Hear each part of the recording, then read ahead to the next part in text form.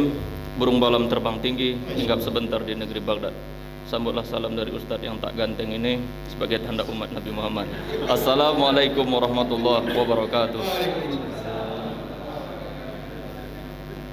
Biar tak ngantuk ya. Alhamdulillah, kita sampai kepada hijratu sallallahu alaihi wa alihi wasallam. Jadi hijrahnya baginda Rasulullah sallallahu alaihi wasallam. Sebelum hijrah itu ya, perlakuan orang-orang jahiliyah terhadap baginda Rasulullah sallallahu alaihi wasallam dan para sahabatnya itu sangat kejam. Dan kita tahu hijrah yang pertama itu sebetulnya bukanlah di negeri Madinah yang pertama sekali, akan tetapi sebelum itu sudah ada hijrah, yaitu ke Ethiopia atau Habsyah ya, di Afrika, daerah-daerah orang kulit negro sana. Ya berarti kalau ada kulit negro berarti bersyukurlah ya. Enggak ada kan?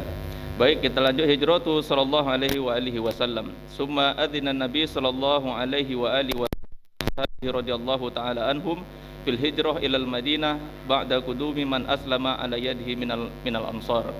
Jadi baginda Rasulullah sallallahu alaihi wasallam memberikan izin kepada para sahabat-sahabatnya untuk melakukan hijrah ke kota Madinah setelah adanya orang-orang di Madinah itu sudah masuk Islam ya, orang-orang dari Ansar. Ansar itu sebutan untuk kaum yang berada di Madinah. Sementara orang yang nanti menuju ke Madinah itu disebut dengan muhajirin.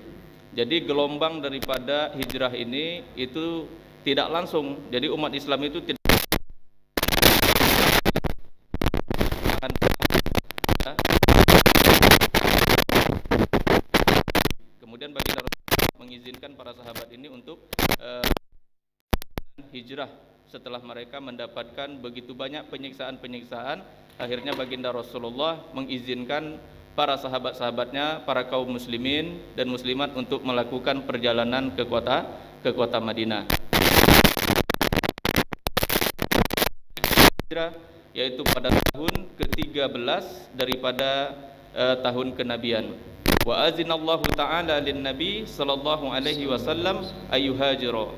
Kemudian ya, setelah para sahabat tadi diizinkan oleh baginda Rasulullah untuk berhijrah, akan tetapi baginda Rasulullah sallallahu alaihi wasallam itu belum diperintahkan untuk berhijrah, tapi masih menetap dulu di kota Mekah sampai nanti seluruh orang-orang mukmin dan muslim itu pergi hijrah. Hanya nanti yang tinggal di situ hanya ada Sayyidina Ali dan Sayyidina Abi Bakar radhiyallahu anhu dan juga Sayyidina Muhammad sallallahu alaihi wasallam. Kemudian wa azinallahu ta'ala lin nabi sallallahu alaihi wasallam ayyuhajira. Kemudian barulah turun perintah daripada Allah agar baginda Rasulullah sallallahu alaihi wasallam untuk melakukan hijrah. Barulah Nabi baginda Rasulullah pergi untuk melaksanakan hijrah, sebagaimana wa akhbarahu Sayyidina Jibril alaihi salam yastashiba Sayyidina Abu Bakar Siddiq radhiyallahu taala anhu. Dan ini diberi wahyu ya oleh Sayyidina Jibril. Jibril menyampaikan wahyunya agar baginda Rasulullah sallallahu alaihi wasallam untuk melaksanakan hijrah ke kota Madinah bersama siapa? Bersama Sayyidina Abi Bakar radhiyallahu anhu. Kemudian fa kharaja mukhtafiyaini wa baqiyan fil ghair sur. Jadi mereka ini keluar itu secara sembunyi-sembunyi. Nah, kita tahu ini kisahnya itu bagaimana baginda Rasulullah ketika itu orang-orang kaum musyrikin, orang-orang munafikin ya mereka datang ke tempat daripada baginda Rasulullah SAW untuk membunuh baginda Rasulullah. Akan tetapi yang mengganti daripada posisi baginda Rasulullah SAW yaitu adalah Sayyidina Ali radhiyallahu anhu. Kemudian mereka orang-orang yang tadi ingin membunuh baginda Rasulullah, mengepung baginda Rasulullah SAW. Kemudian itulah mereka tidak dapat menyaksikan baginda Rasulullah itu keluar. Wa ja'alna min baini aydihim saddam wa min khalfihim saddam fa agsaynahum fahum la yubsirun. Jadi dikasih tembok, dikasih pembatas, dikasih dinding sehingga mereka tidak nampak baginda Rasulullah baik dari depan, belakang, samping. Jadi baginda Rasulullah begitu lewat saja. Jadi orang-orang yang melakukan perbuatan maksiat, orang-orang yang melakukan kesesatan, dia tidak akan dapat melihat baginda Rasulullah. Maka kita semuanya jangan berbuat maksiat. Kalau ingin melihat baginda Rasulullah SAW, maka kita harus mengikuti sunnah daripada baginda Rasulullah SAW. Kemudian fakharaja mukhtafina wa baqiyan fi ghairi sur. Kemudian mereka keluar, kemudian mereka pergi ke sebuah gunung yaitu bernama Gunung Sur. Di mana Jabal bi asfal Makkah, yaitu berada di lereng-lereng atau kaki-kaki gunung yang berada di kota Mekah.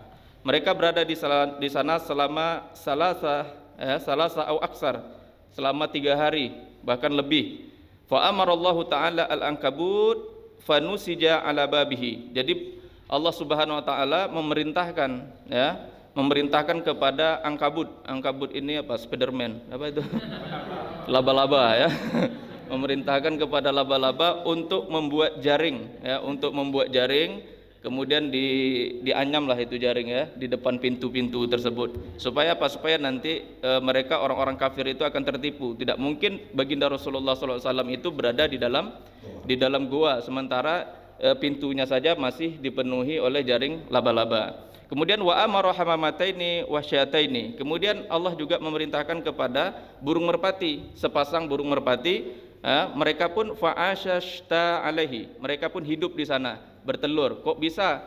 Ya, sudahlah ada jaring, kemudian ada pula burung lagi yang melindungi daripada baginda Rasulullah SAW ketika baginda Rasulullah berada di dalam gua. Ketika orang-orang kafir sibuk semuanya ingin mencari baginda Rasulullah, bahkan mereka memerintahkan barang siapa yang menemukan daripada baginda Rasulullah, mereka akan diupah ya, akan diupah dengan ratusan onta atau ratusan pajero atau ratusan alpat gitu ya. Jadi siapa yang dapat menjumpai baginda Rasulullah maka dia akan dikasih imbal gitu yang sebesar-besarnya. Kemudian yaitu tadi adanya burung, sepasang burung tadi yang hidup tadi, burung hamamah. Hamamah ini merpati atau burung dara.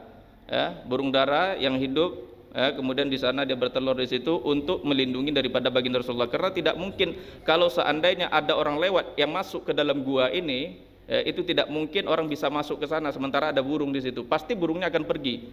Pasti burungnya akan pergi dan pintunya juga pasti akan robek daripada jaring lelabah tersebut.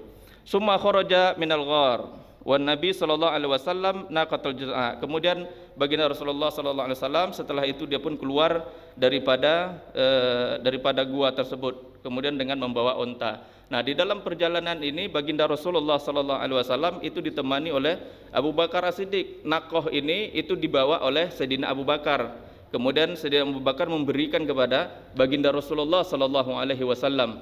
Tapi baginda Rasulullah sallallahu alaihi wasallam menolak.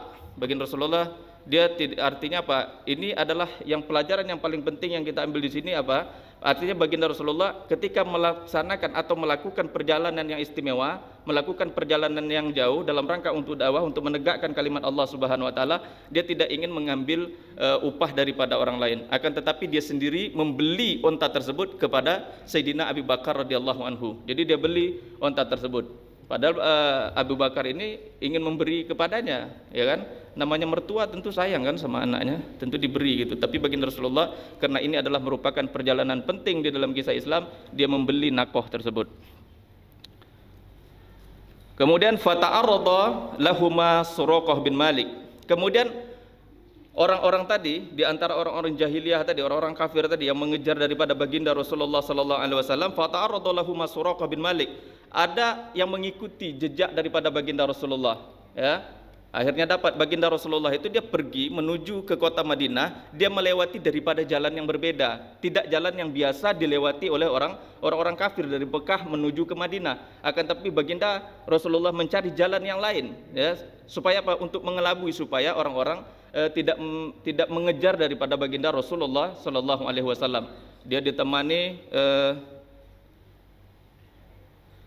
ditemani oleh siapa tadi? Abu Bakar As-Siddiq radhiyallahu anhu. Kemudian fataradallahu Suraqah bin Malik ya.